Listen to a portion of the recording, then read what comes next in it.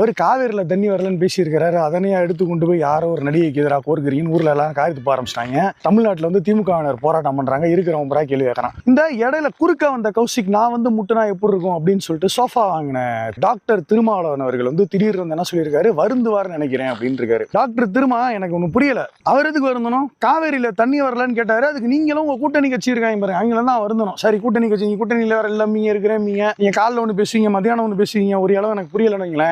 நீங்க சொல்றது என்ன அப்படின்னா வருந்தணும். எதுக்கு உதயநிதி எதுக்கு வருந்தணும்? அவர் தண்ணி வரலன்னு கேட்டாரு. காவிரியில தண்ணியை கொடுக்காத காங்கிரஸ், அங்க இருக்க காங்கிரஸ் கட்சி வருந்தணும். தமிழ்நாட்டு மக்களை வஞ்சிக்கிற ஒன்றிய அரசு வருந்தணும். ட்ரிபியூனல் போர்டுல போய் சண்டை போட்டு வாங்க தெரியாத தாவேக அரசு வருந்தணும். அந்த தாவேக அரசுக்கு முட்டு கொடுத்துட்டு சோஃபா வாங்கிட்டு உட்கார்ந்துருக்க நீங்க வருந்தணும். உதயநிதி எதுக்கு வருந்தணும்? அப்படி கொள்கை ரீதியா வருந்தணும்னு சொன்னா முதல்ல யாரு வருந்தணும் தெரியுமா? இடைநிலை சாதிகளுக்கு மட்டும்தான் பெரியாருன்னு கட்டுரை எழுதின ரவிக்குமார் வருந்தணும். சரியா? ஃபர்ஸ்ட். ரெண்டாவது யாரு வருந்தணும்?